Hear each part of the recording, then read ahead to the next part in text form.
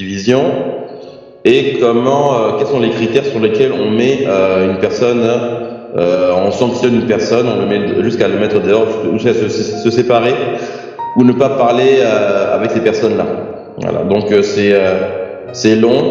Je ne pourrai pas tout terminer si je veux tenir les délais, mais je vais lire des textes parce que moi j'aime bien des fois lire le texte en entier.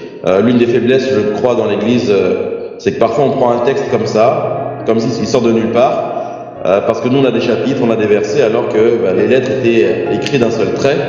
Et c'est bien d'avoir le début du propos et la fin du propos pour essayer de comprendre ce qui a été exprimé. Voilà, donc c'est pour ça que pardonnez-moi, ou bien ne me pardonnez pas, entre guillemets, mais supportez-moi. Mais on va lire faut aimer les Écritures, il faut aimer comprendre, il faut vraiment lire le contexte et puis pour ressortir la pensée ensuite de ce que l'auteur a voulu nous dire. Donc, acte 15 a été lu, je ne vais pas y revenir, de peur d'être redondant. On va aller dans Romains 14. Voilà, Romains 14, où justement il y a un contexte particulier, où il y a une divergence d'opinion sur le manger, le boire, sur les jours différents, même sur le vin, le fait de boire du vin ou pas, boire de l'alcool, etc., etc. Et là, Paul intervient dans ce contexte-là. Et avant même de commencer, j'aimerais dire que l'unité, c'est, comme il a été dit, un ensemble. Et je crois que le premier ennemi de l'unité, c'est l'individualité, c'est l'intérêt personnel. Pour que le nous apparaisse, il faut que le moi meure. Et c'est comme le monde actuel aujourd'hui, on traite des minorités, on leur donne beaucoup de droits, et c'est pas mauvais en soi, sauf quand ça vient en fait s'opposer à l'intérêt général. Voilà. Donc, sommes-nous intéressés par l'intérêt général? Sommes-nous du coup parfois prêts à sacrifier notre intérêt particulier pour l'intérêt général? Souvent c'est ce qu'il manque, c'est le côté en fait on vient de nulle part comme il a été dit, c'est comme si on n'avait pas d'histoire, comme si on est sorti de nulle part. Jésus nous a attendus pour parler, avant Jésus ne parlait pas, c'est avec nous que l'évangile est né, alors c'est faux, c'est totalement faux. Donc on fait partie d'un tout, d'une histoire, on a hérité de différentes choses. Et cette histoire doit se perpétuer, se transmettre. Et nous-mêmes, nous faisons partie, nous sommes nés de parents physiques, de parents spirituels. Et nous allons enfanter demain, etc. Et c'est ça, si on regarde notre intérêt personnel, temporel, particulier, c'est là déjà qu'on est mal parti par rapport à l'unité. Voilà, donc celui ou celle qui veut travailler pour l'unité du corps doit avoir justement la vision du corps, doit avoir la vision du royaume. Et doit avoir au-delà de la vision l'intérêt du royaume. Voilà. Mon intérêt à moi, je peux le défendre, mais il ne doit jamais s'opposer, il ne doit jamais primer, il ne doit jamais être au-dessus de l'intérêt général. Voilà. Donc l'intérêt général vaut que je supporte les injustices, vaut que je supporte tel ou tel élément, vaut que je me prive de tel ou tel droit, etc., etc. Voilà. Donc posons-nous la question, sommes-nous animés de l'intérêt général? Voilà. Ou sommes-nous animés de l'intérêt particulier? Voulons-nous brandir notre drapeau, notre étendard? Voulons-nous brandir nos belles œuvres? Voulons-nous la reconnaissance particulière? Voulons-nous, comme certains disent, marquer notre génération? Moi, cette phrase-là, je ne l'aime pas du tout. C'est Christ qui marque la génération à travers nous, c'est pas nous qui marquons notre génération. Voilà. Donc, quand on commence vraiment à être dans l'égocentrisme, dans le moi-je, et aujourd'hui d'ailleurs beaucoup de prédicateurs mélangent la pensée positive ou bien, je sais pas comment on appelle ça, le développement personnel à l'évangile. L'évangile, ce n'est pas le développement personnel, c'est pas du tout ça. L'évangile, c'est pas la pensée positive, le moi-je. Voilà. Quelqu'un me dira quelle est la différence entre la pensée positive et la foi. C'est que la pensée positive vient de l'homme et la foi vient de la parole de Christ, tout simplement. C'est la volonté de Dieu, c'est pas ma volonté qui compte. Voilà. C'est pas me mettre devant un miroir et dire que je suis beau, je suis champion, non, c'est pas ça qui compte, c'est ce que Dieu dit de moi qui compte. Voilà, que le Seigneur a dit, c'est ça qu'on doit mettre au centre. Donc voilà, c'est déjà une introduction pour dire que si on veut bosser sérieusement à l'unité, oublions nos petites fierté, nos vaines gloires personnelles. Voilà. Il faut qu'il croisse et que je diminue. Voilà.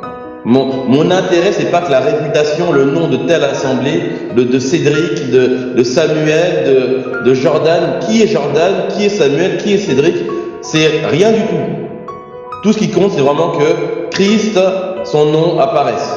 Nous sommes l'épouse et l'épouse porte le nom de son mari. Voilà, l'épouse a abandonné son nom de naissance et elle a pris le nom de son mari. C'est son nom maintenant qu'elle trône. D'où maintenant elle est la gloire de son homme. Donc il faut qu'on soit la gloire de Christ et qu'on porte le nom de Jésus-Christ haut et fort. Ça c'est notre place en tant qu'épouse. Alors Romains chapitre 15, lisons le texte en entier, n'ayons pas peur de lire. Beaucoup n'aiment plus lire, maintenant on écoute, même la Bible maintenant c'est que la Bible audio, alors que lire les Écritures c'est pas quelque chose de vain, ça crée un circuit neuronal différent que l'écoute.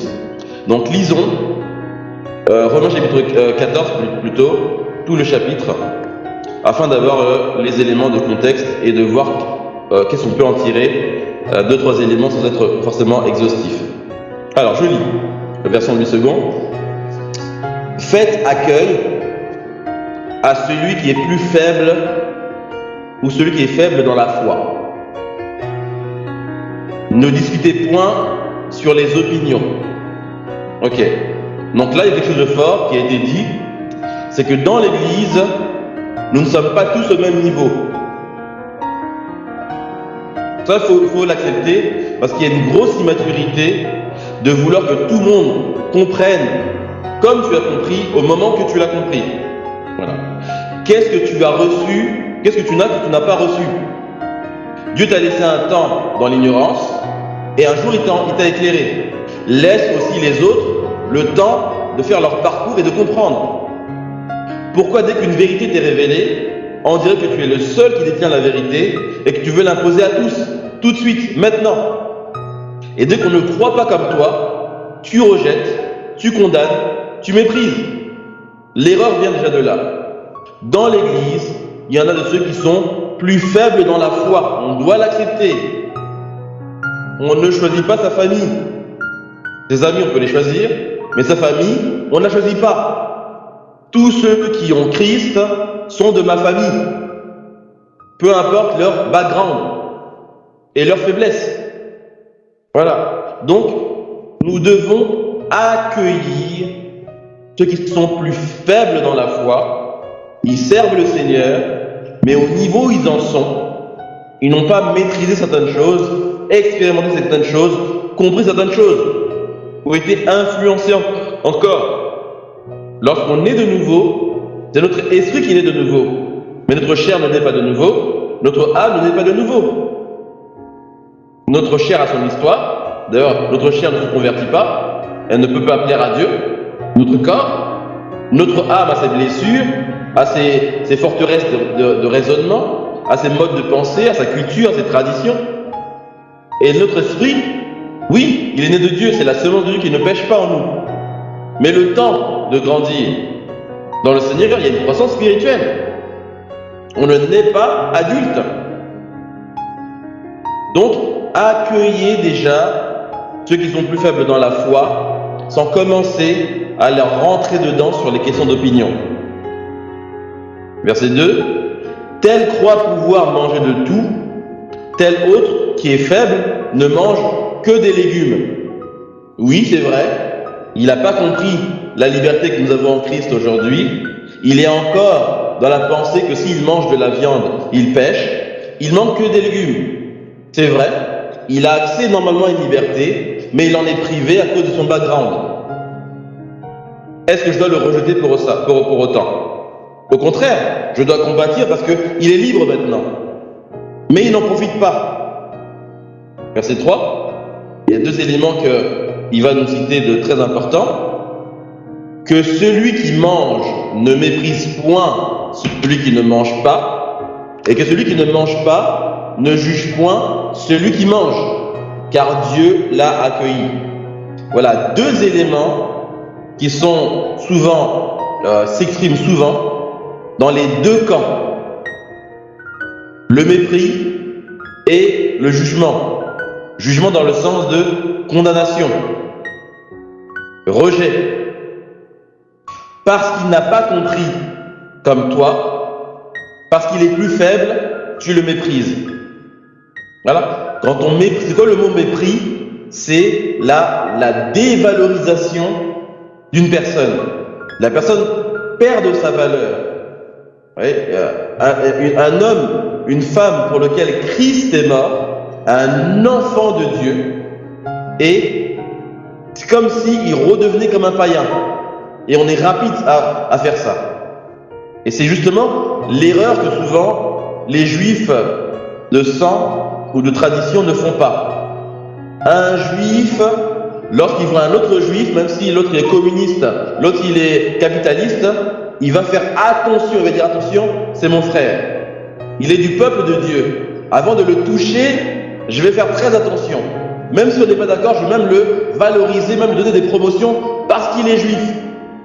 Et nous, on a oublié cette mentalité que nous sommes un peuple saint et que l'enfant de Dieu, je dois faire très attention à lui. Christ est mort pour lui, le Saint-Esprit vit en lui. Et du coup, on se précipite vite vers le mépris. Or, en lui vit le Créateur de l'univers. Si je le méprise, je méprise le Seigneur aussi. Rappelez-vous, Dieu a dit quoi? Jésus-Christ a dit quoi? À chaque fois que vous l'avez fait ou que vous ne l'avez pas fait un de ces petits, c'est à moi que vous l'avez fait.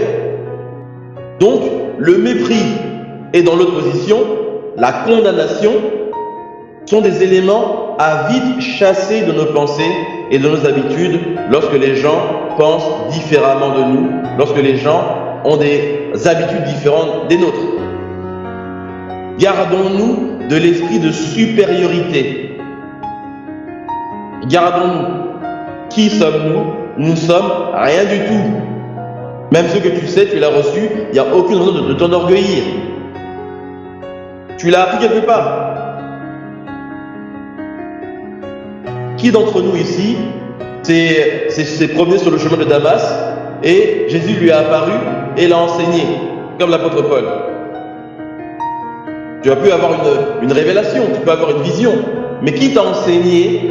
Est-ce que Jésus-Christ lui-même t'a enseigné, comme il a enseigné à l'apôtre Paul, les différentes doctrines? Est-ce qu'il est descendu pour faire ça? Donc un homme te l'a enseigné, un frère te l'a enseigné. Et comme sur une doctrine vous n'êtes pas d'accord, maintenant cet homme qui t'a enseigné, tu l'appelles faux. Tu l'appelles païen. Alors vous êtes d'accord sur 99% des choses. Donc nous sommes prompts à mépriser et à oublier la valeur qu'a un enfant de Dieu. Le frère qui est en face de toi, la sœur qui est en face de toi, ce n'est pas n'importe qui. Non pas à cause de la personne seulement, mais à cause de Christ qui vit en elle. Donc Dieu l'a accueilli. Qui suis-je moi pour ne pas l'accueillir? Donc je suis plus saint que Dieu. Dieu a accueilli le frère, mais moi, parce que j'ai raison, parce que je connais, parce que je maîtrise, je ne l'accueille pas. Donc je dis Dieu t'as tort, Dieu tu fais n'importe quoi, comme dit Pierre, à Dieu ne plaise, tu ne mourras pas. Mais quel orgueil! Restons un petit peu à notre place, descendons d'un cran un petit peu. J'aimerais nous dire que ce que nous ignorons est bien plus grand que ce que nous savons. Il faut être très humble devant la parole de Dieu. Celui qui se croit arrivé, il est en train de tomber. On ne sait rien du tout. On ne connaît à peine le Seigneur. Même si on a 20 ans d'expérience dans la foi, on ne connaît rien du tout. Il faut être très humble. La sagesse de Dieu, elle est infiniment variée. Nous sommes des êtres finis, nous sommes des êtres finis. Lui, il est infini. Comment on veut sonder sa pensée? Donc il faut être très humble. Tu as été instruit dans la voie du Seigneur, gloire à Dieu. Tu as reçu des lois qui te permettent de vivre maintenant dans la paix, dans la joie, dans la sainteté, gloire à Dieu. Tu n'es pas arrivé, je ne suis pas arrivé, calme-toi. Calmons-nous. Dieu a pu parler à d'autres personnes de manière différente et tu peux apprendre d'autres personnes. Et d'autres personnes aussi n'ont pas encore eu le temps d'être instruits comme toi. Prends patience. Le mépris, et la condamnation, en oubliant que Dieu l'a accueilli. Craignons Dieu, frères et sœurs. Craignons Dieu. Il n'y a que des frères ce soir, mais craignons Dieu, frères. Craignons Dieu. Avant de mépriser quelqu'un, de le rejeter, vérifie si Dieu l'a accueilli ou pas. Parce que si Dieu est avec lui, qui peut être contre lui? Vérifie bien si Dieu l'a disqualifié d'abord. Oui, il y a des faux frères. Oui, il y en a qui sont égarés loin de la foi. On ne va pas le nier. Mais comme il a été dit précédemment, il faut que ce soit évident. De peur de blasphémer contre l'Esprit de Dieu. La précipitation dans le jugement et dans le mépris est mère de tous les problèmes, toutes les divisions. Voilà. Est-ce qu'on peut accepter que dans l'Église on est différent ou pas? Au ciel, il y avait une foule que personne ne pouvait compter, mais de quoi? Différentes nations, différentes tribus, différentes langues. Voici le peuple que Dieu rassemble.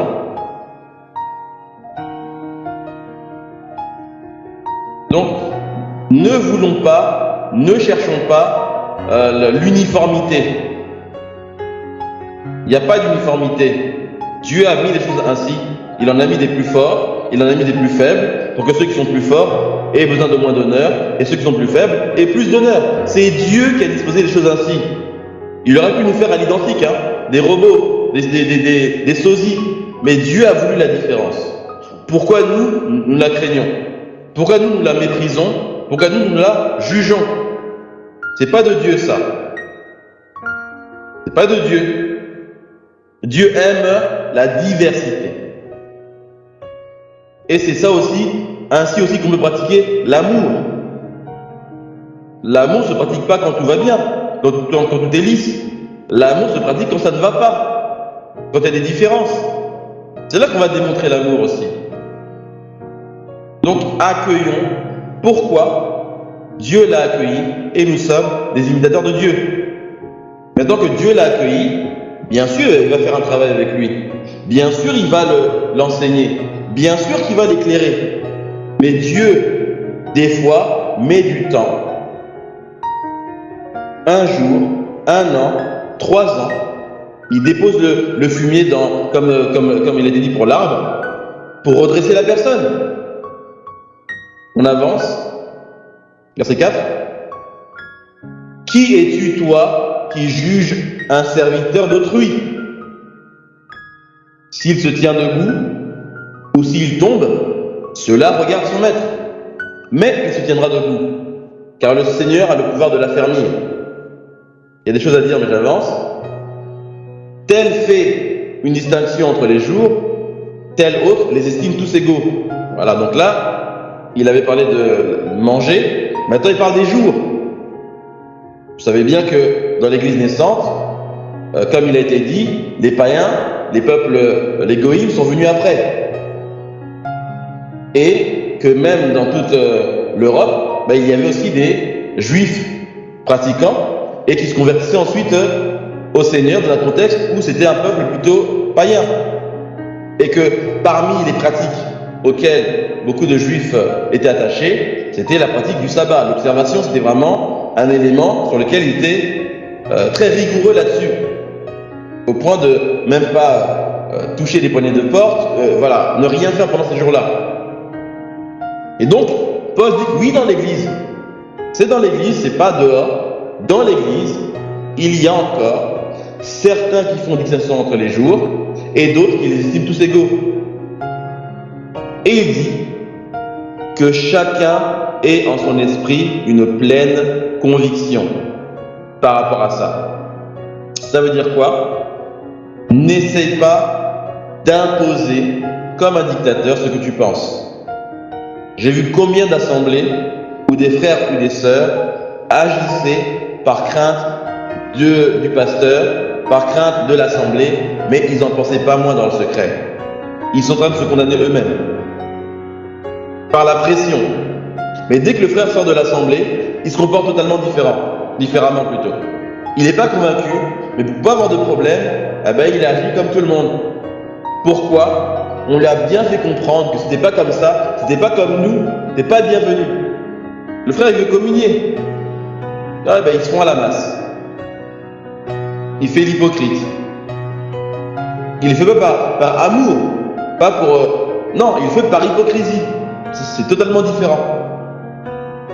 Pourquoi? Parce qu'on a des dictateurs professionnels.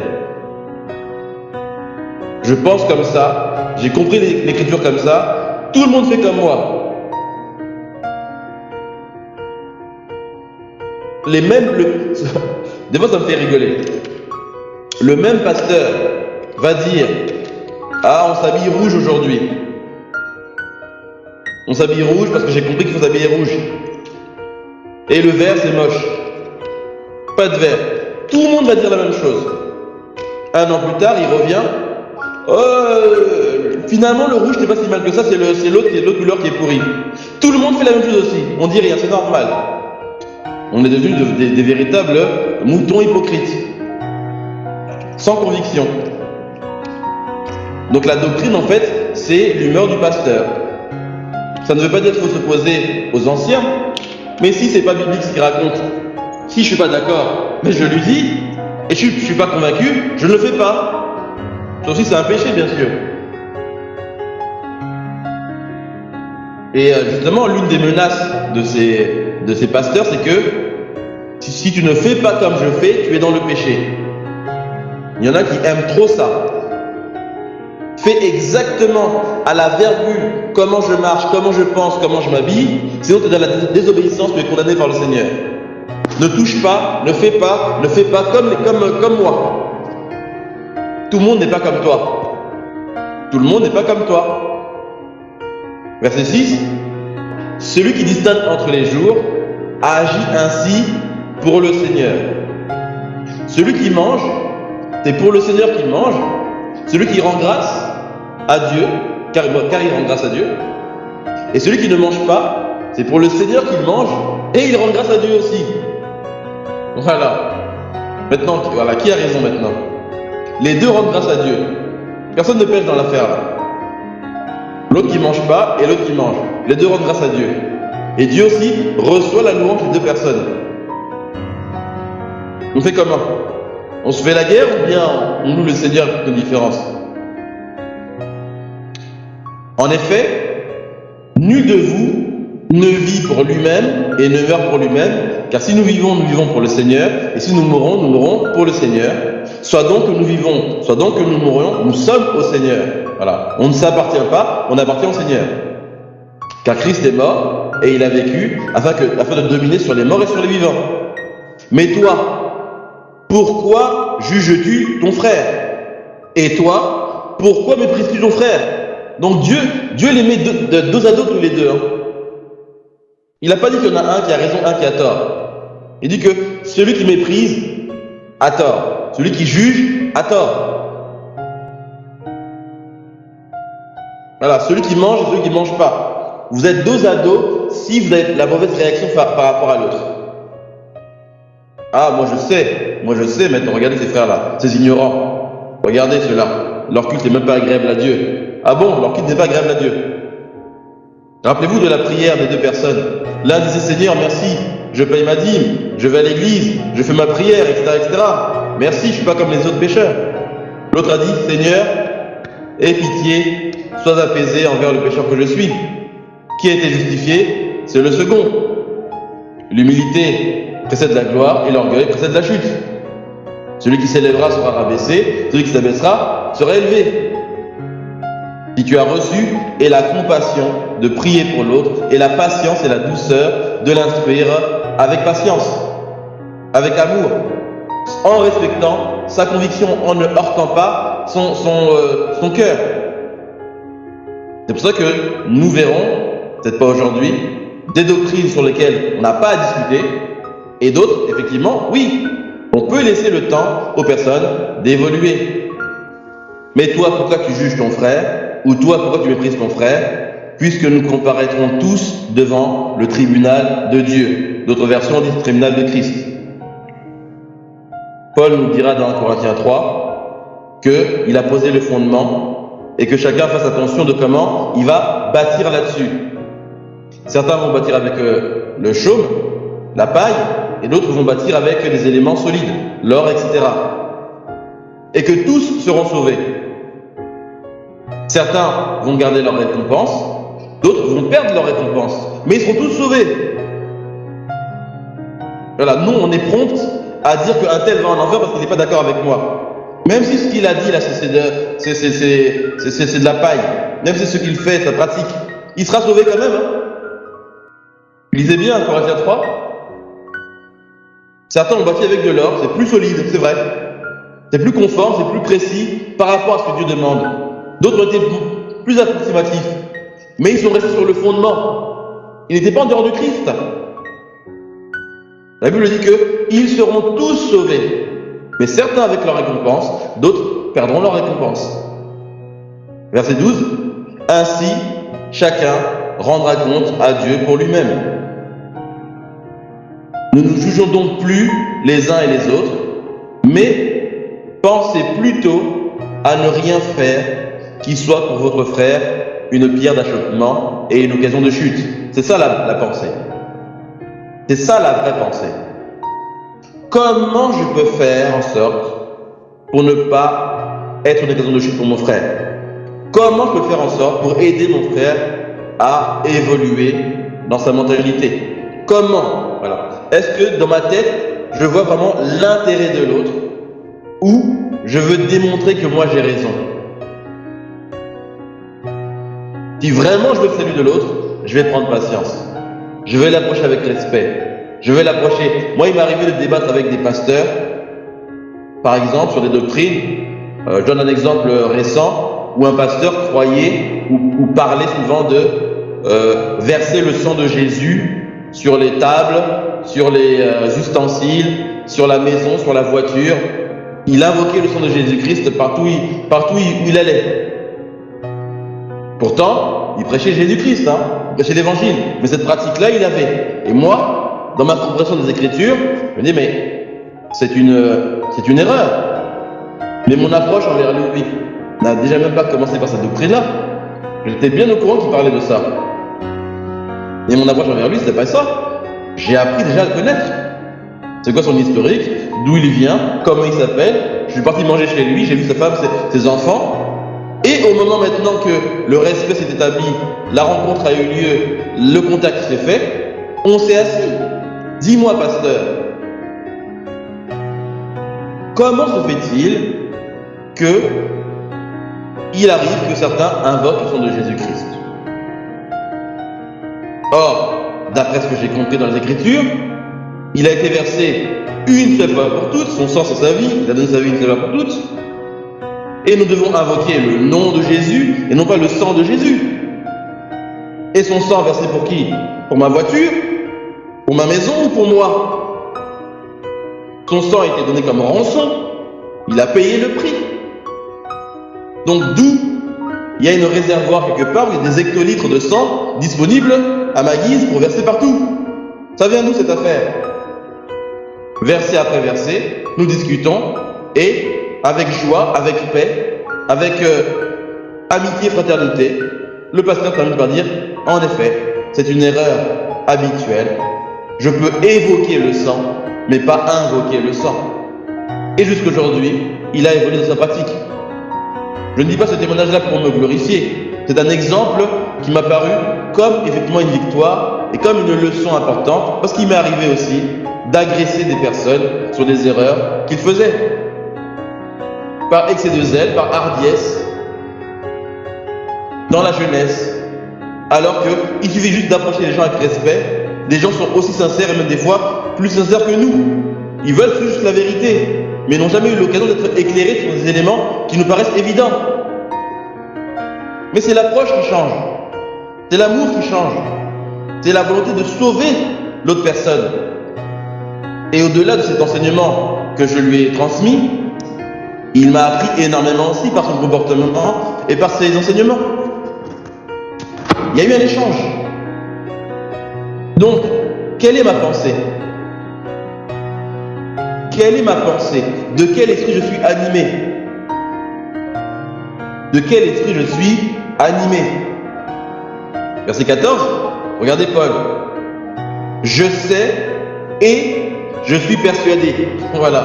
Là, il n'y a même pas. Paul sait. Il est persuadé, il n'y a pas de débat. Il ne tergiverse pas.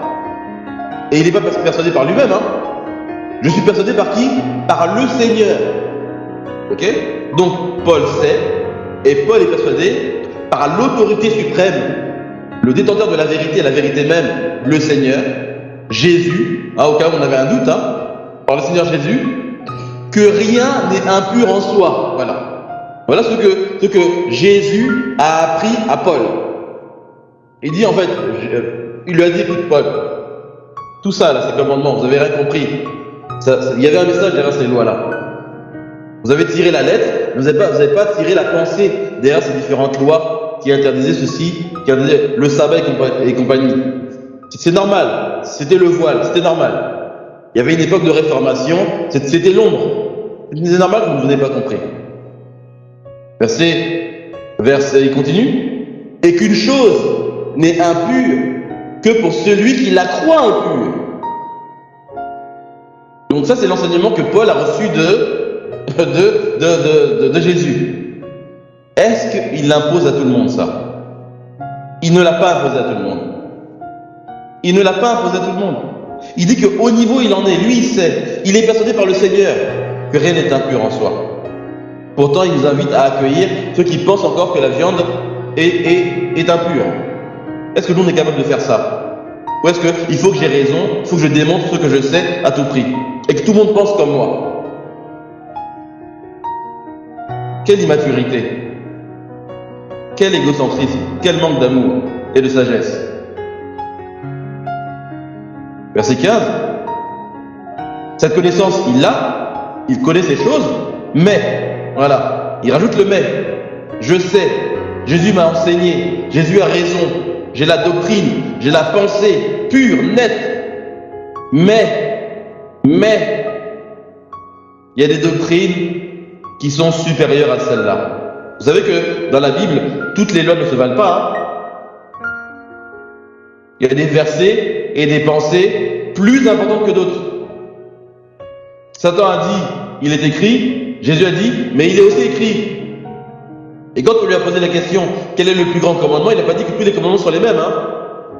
D'ailleurs, comme les péchés, tous les péchés n'ont pas la même portée, il y a des péchés plus graves que d'autres. Il en est même pour les commandements. C'est bien que tu aies raison, mais c'est quoi le plus important? Quel est le commandement dont toute la loi et les prophètes dépendent?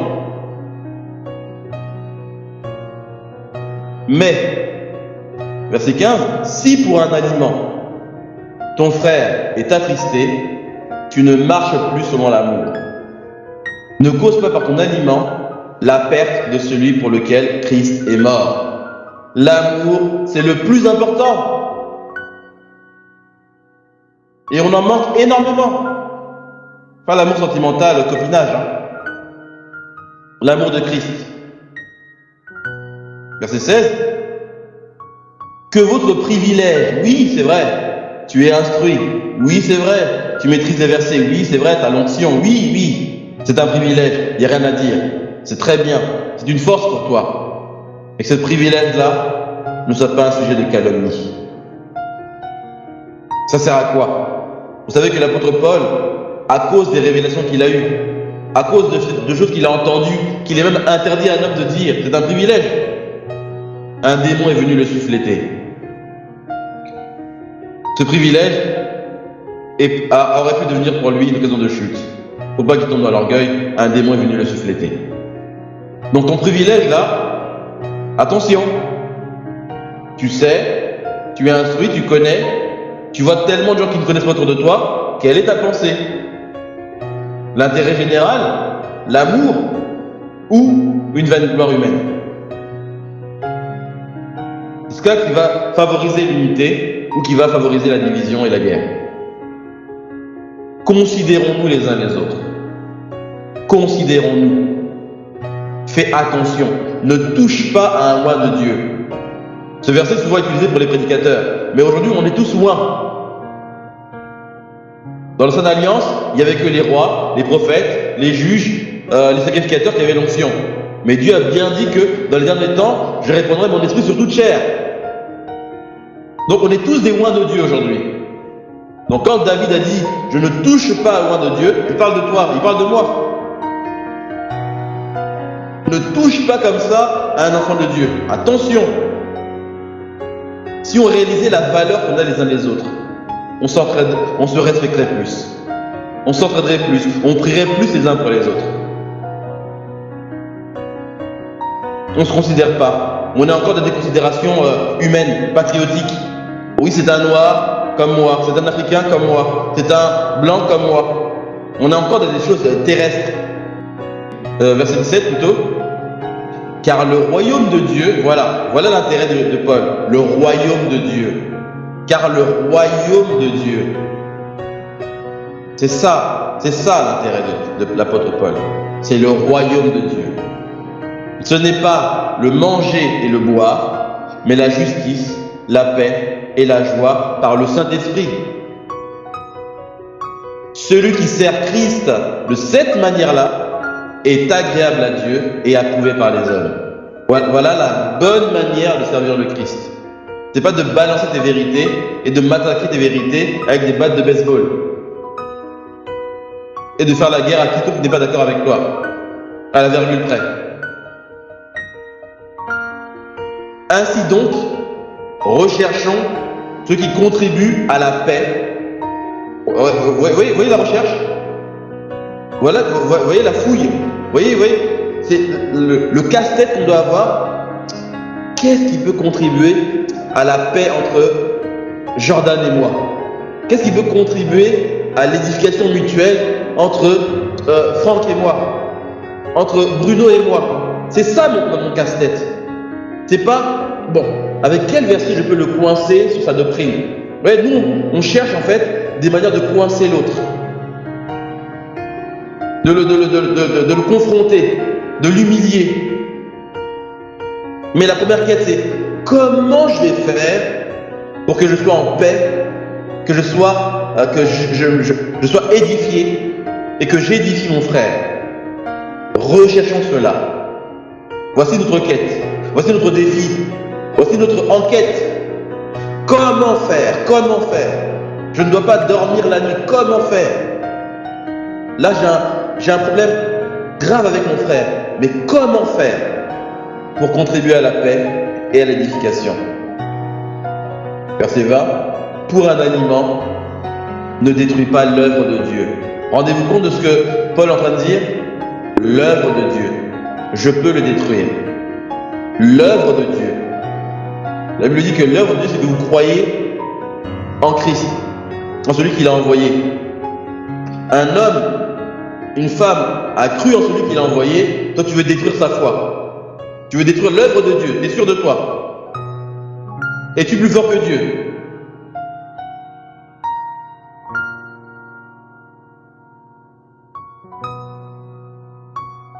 À la vérité, toutes choses sont pures. Donc il le répète. Mais il est mal à l'homme, quand il mange, de devenir une pierre d'achoppement. Il est bien de ne pas manger de viande, de ne pas boire de vin, de s'abstenir de tout ce qui peut être pour ton frère une occasion de chute, de scandale ou de faiblesse. C'est vrai, tu es libre. C'est vrai. Tu peux tout manger en vérité. Mais si ton frère ne comprend pas et ça peut le choquer et le troubler, laisse tomber. Mais laisse tomber. Moi, je vous l'ai dit à plusieurs parmi vous, je crois que je suis l'un des seuls prédicateurs parmi vous qui croit que les femmes peuvent prêcher. Je vous l'ai dit ouvertement. Mais j'ai compris que l'ensemble du groupe aujourd'hui ne pense pas cela. Pourquoi je vais insister avec ça? Pourquoi je vais ramener des femmes parmi nous? Non, je laisse tomber, c'est pas grave. Ça n'empêche pas qu'on marche ensemble, ça n'empêche pas qu'on soit édifié. Pas du tout. C'est un détail. Je peux même y renoncer. Je peux même faire en sorte que de l'assemblée, aucune femme ne prêche parce que je veux qu'on travaille ensemble. C'est pas ça qui fera la différence. Ça n'empêche pas l'œuvre de Dieu. Mais au niveau où j'en suis, je crois ça. J'ai déjà échangé avec des frères qui sont parmi nous. Pour l'instant, les arguments que j'ai entendus ne m'ont pas convaincu. Mais c'est pas à cause de ça qu'on va se battre quand même. Pendant longtemps, je ne croyais pas que c'était important pour une femme de porter le voile. Aujourd'hui, je le crois. Et je le prêche dans l'assemblée. Mais maintenant, si dans l'assemblée, une sœur est là, depuis 2-3 mois, elle ne porte pas le voile, est-ce que je vais la jeter? Est-ce que je vais lui imposer alors qu'elle n'a pas compris? Ma femme même, j'ai cru dans le voile avant elle. Je lui ai prêché. Elle n'y a pas cru. C'est ma femme, j'aurais pu lui imposer. Elle doit m'obéir et elle est soumise comme femme. Mais ce point-là, je ne lui ai jamais imposé. J'ai laissé à sa conscience et le jour qu'elle a compris, c'est elle-même maintenant qui le porte volontairement par rapport à ce qu'elle a compris pour m'honorer et pour honorer le Seigneur. Voilà comment je crois qu'il est juste aujourd'hui de travailler sur des points de divergence, d'incompréhension, etc. Verset 22.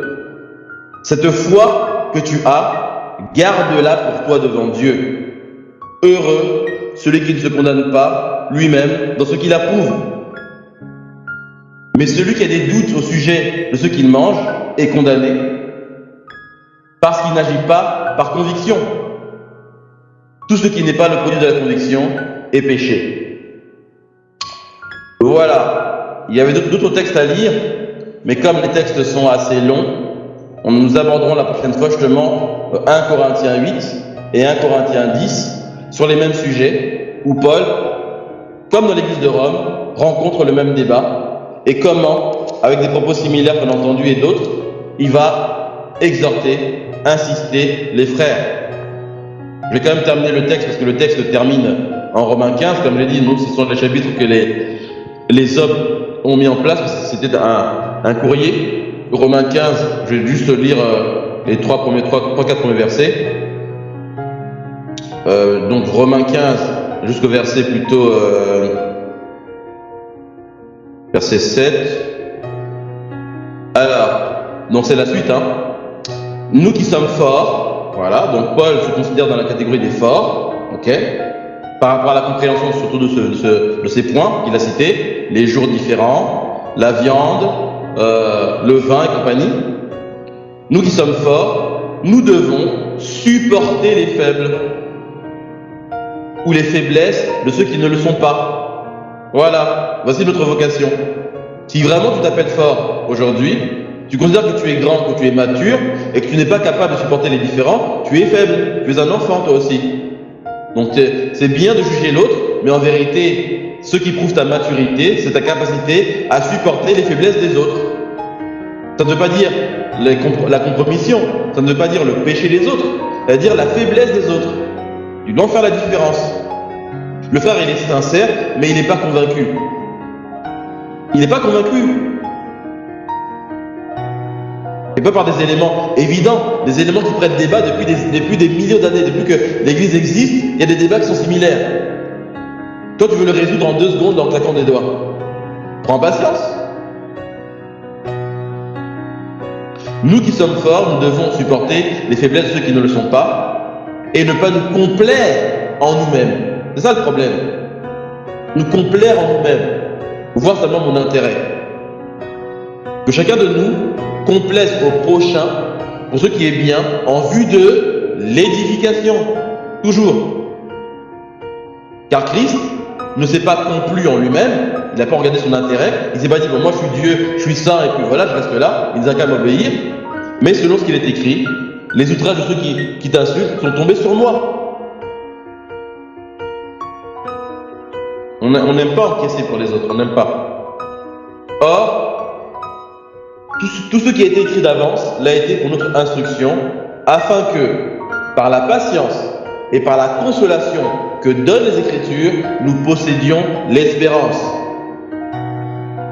Que le Dieu de la persévérance et de la consolation vous donne d'avoir les mêmes sentiments les uns envers les autres, selon Jésus-Christ, afin que tous ensemble, d'une seule bouche, vous glorifiez le Dieu et Père de notre Seigneur Jésus-Christ.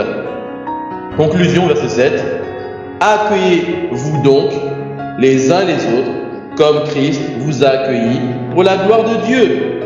Amen. Je vais terminer là. S'il y a des questions, à vous le micro.